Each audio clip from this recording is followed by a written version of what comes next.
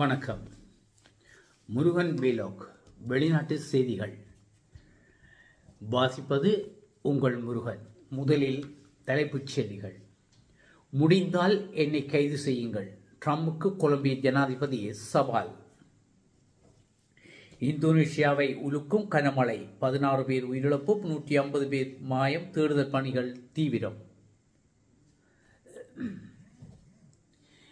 மரினேரா எண்ணெய் கப்பல் துரத்தும் அமெரிக்கா, பாதுகாக்கும் ரஷ்யா.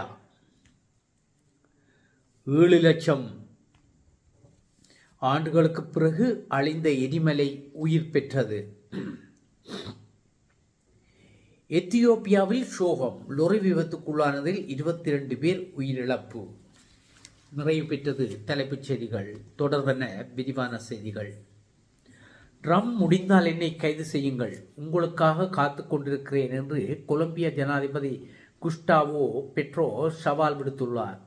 தென் அமெரிக்க நாடான வெனிசுலாவுக்குள் கடந்த வாரம் அதிரடியாக நுழைந்த அமெரிக்க சிறப்பு படையினர் அந்நாட்டு ஜனாதிபதி நிக்கோலஸ் மதுரோ, அவரது மனைவி சிலியா புளோரஸ் ஆகியோரை நள்ளிரவில் கைது செய்து அமெரிக்காவுக்கு அழைத்துச் சென்று நியூயார்க் சிறையில் அடைத்தனர்.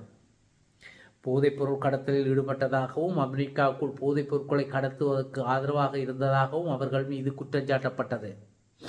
இதையடுத்து அந்நாட்டின் துணை ஜனாதிபதியான டெல்சி ரெட்ரிக்ஸ் முறைப்படி இடைக்கால ஜனாதிபதியாக பொறுப்பேற்றார். மன்ஹட்டன் நீதிமன்றத்தில் ஆயர்படுத்தப்பட்ட அவர்களை மார்ச் 17ஆம் தேதி வரை சிறையில் வைக்க நீதிபதி உத்தரவிட்டார். இதையடுத்து அவர்கள் புரூக்ளினில் உள்ள சிறையில் அடைக்கப்பட்டனர். அமெரிக்காவின் இந்த கைது நடவடிக்கைக்கு பல்வேறு நாடுகள் கடும் கண்டனம் தெரிவித்து வருகின்றன. இந்நிலையில் கொலம்பிய ஜனாதிபதி குஸ்டாவோ பெட்ரோ அமெரிக்க ஜனாதிபதி ட்ரம்புக்கு அறைகூவல் விடுத்துள்ளார். என்னை அழைத்துச் செல்லுங்கள், கைது செய்யுங்கள், உங்களுக்காக நான் இங்கே காத்திருக்கின்றேன், ட்ரம்ப் நீங்கள் ஒரு கோழை என்று அறைகூவல் விடுத்துள்ளார். இந்தோனேஷியாவின் வடக்கு சுலாவெசி மாகாணத்தில் பெய்த கனமழையால் ஏற்பட்ட வெள்ளத்தில் சிக்கி 16 பேர் உயிரிழந்தனர். மேலும் 150 பேர் காணாமல் போயுள்ளனர். இதனால் பலி எண்ணிக்கை அதிகரிக்கக்கூடும் என அஞ்சப்படுகின்றது.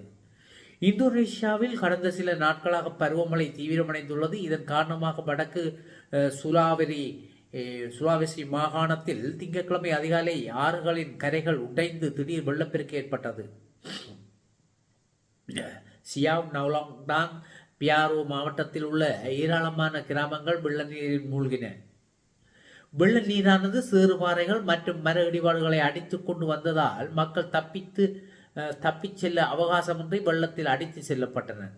இந்த இயற்கை அனர்த்தத்தில் இதுவரை 16 பேர் உயிரிழந்துள்ளதுடன் வெள்ளத்தில் அடித்துச் செல்லப்பட்ட 150 பேரை காணவில்லை எனவும் அவர்களை தேடும் பணிகள் தீவிரமாக நடைபெற்று வருவதாகவும் தேசிய பேரிடர் மேலாண்மை அமைப்பின் செய்தி தொடர்பாளர் அப்துல் முஹாரி தெரிவித்துள்ளார்.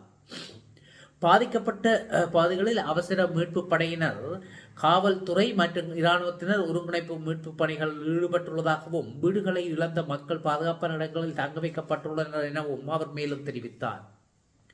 இந்தோனேஷியாவில் அண்மை காலமாக இயற்கை சீற்றங்கள் பெரும் பாதிப்பை ஏற்படுத்தி வருகின்றன. முன்னதாக கடந்த டிசம்பர் மாதம் சுமத்ரா தீவில் உள்ள 52 நகரங்கள் மற்றும் மாவட்டங்களை தாக்கிய பேரழிவு வெள்ளம் மற்றும் நிலச்சரிவுகளை சிக்கி 1178 பேர் உயிரிழந்தது குறிப்பிடத்தக்கது. அமெரிக்க படைகளால் தீவிரமாக துரத்தப்படும் மெரினேரா எனப்படும் எண்ணெய் கப்பலுக்கு பாதுகாப்பாக ரஷ்யா தனது நீர்மூழ்கி கப்பல் மற்றும் பிற கடற்படை கப்பல்களை அனுப்பியுள்ளதாக அதிர்ச்சி தகவல்களை சர்வதேச ஊடகம் வெளியிட்டுள்ளன. ஆரம்பத்தில் பெலா 1 என்று அழைக்கப்பட்ட இக்கப்பல் வெனிசுலா மீது அமெரிக்கா விதித்துள்ள தடையை மீறி எண்ணெய் கடத்தியதாக குற்றம் சுமத்தப்பட்டது. கடந்த மாதம் கரீபியன் கடலில் அமெரிக்க கடலோர காவல்படை இதனை மறைக்க முயன்ற போது கப்பல் பணியாளர்கள் அதில் ஏற அனுமதி மறுத்து அண்டாண்டிக் கடலை நோக்கி தப்பினர். தப்பியோடும் வழியில் கப்பல் பணியாளர்கள் அதன் மேல் பகுதியில் ரஷ்ய கொடியை பெயிண்ட் செய்ததுடன் கப்பலின் பெயரை மெரினேரா என மாற்றினர். தற்போது இது உத்தியோகபூர்வமாக ரஷ்யாவின் சோச்சி துறைமுகத்தில் பதிவு செய்யப்பட்டுள்ளது. இக்கப்பல் தற்போது ஸ்கொட்லாந்து மற்றும் ஐஸ்லாந்துக்கு இடையிலான வடக்கு அட்லாண்டிக் பகுதியில் கடும் குளிரிலும் மோசமான வானிலையிலும் பயணித்து வருகிறது. வெனிசுலா ஜனாதிபதி நிக்கோலஸ் மதுரோ கடந்த சனிக்கிழமை அமெரிக்க விசேட படைகளால் கைது செய்யப்பட்டதைத் தொடர்ந்து ட்ரம்ப் நிர்வாகம் தனது கடற்சால் முற்றுகையை தீவிரப்படுத்தியுள்ளது.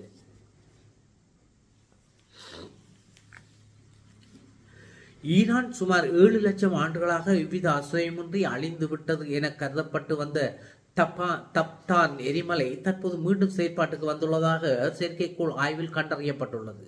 மேற்காசிய நாடான ஈரான் மற்றும் பாகிஸ்தான் எல்லைக்கு அருகே அமைந்துள்ள இந்த எரிமலை 13,000 அடி உயரமுடையது. ஐரோப்பிய விண்வெளி நிறுவனத்தின் சென்டினல்-1 செயற்கைக்கோள் எடுத்த படங்கள் ஆய்வு செய்தபோது கடந்த 2023 ஜூலை முதல் 2024 மே வரையிலான 10 மாதங்களில் எரிமலையின் உச்சிப்பகுதி 9 சென்டிமீட்டர் உயர்ந்துள்ளது என்று தெரிய வந்துள்ளது. இந்த எரிமலையின் உட்பகுதியில் ஆழமான இடத்தில் அதிகப்படியான வெப்பம் கொண்ட திரவங்கள் மற்றும் வாயுக்கள் குவிந்து வருவதாலேயே எரிமலையின் தரைப்பகுதி மேல் நோக்கி உயர்ந்துள்ளது என விஞ்ஞானிகள் விளக்குகின்றனர். இது அந்த எரிமலையை மீண்டும் செயற்பாட்டுக்கு தயாராவதற்கான அறிகுறியாக கருதப்படுகிறது.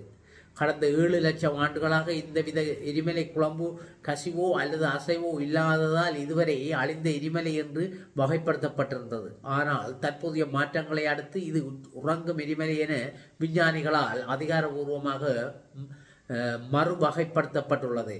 இந்த திடீர் மாற்றம் அப்பகுதியின் நிலப்பரப்பில் புவியியல் ரீதியாக பெரும் மாற்றங்களை ஏற்படுத்தக்கூடும் என்பதால் விஞ்ஞானிகள் இந்த எரிமலையை தொடர்ந்து தீவிரமாக கண்காணித்து வருவதாக வெளிநாட்டு ஊடகங்கள் செய்திகளை வெளியிட்டுள்ளன.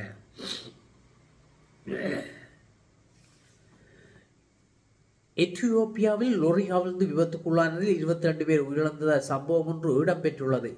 எத்தியோப்பியாவின் வடகிழக்கு அபார் பகுதியில் செமரோ நகரில் 100க்கும் மேற்பட்ட புலம்பெயர் தொழிலாளர்கள் பெரிய லொரி ஒன்றில் சென்று கொண்டிருந்தனர். அப்போது அவர்கள் சென்று கொண்டிருந்த லொரி எதிர்பாராத விதமாக கவிழ்ந்தது, விபத்துக்குள்ளானது.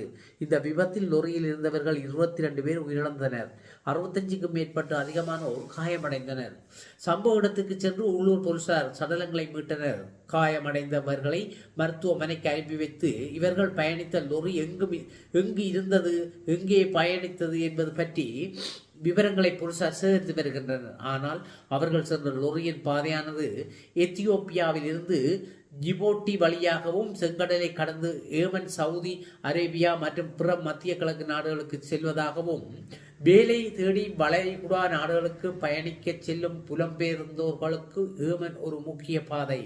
எனவே லொரியில் பயணித்தவர்கள் வேலை தேடி சென்றவர்களாக இருக்கலாம் என்ற கோணத்தில் போலீசார் விசாரணைகளை விசாரித்து வருகின்றனர். இத்துடன் இந்த வெளிநாட்டு செய்திகள் நிறைவு பெறுகின்றன. மீண்டும் ஒரு செய்தியில் நான் சந்திக்கும் வரை உங்கள் அனைவரிடமும் விடைபெற்றுக் கொள்வது நன்றியுடன் உங்கள் முருகன். வணக்கம்.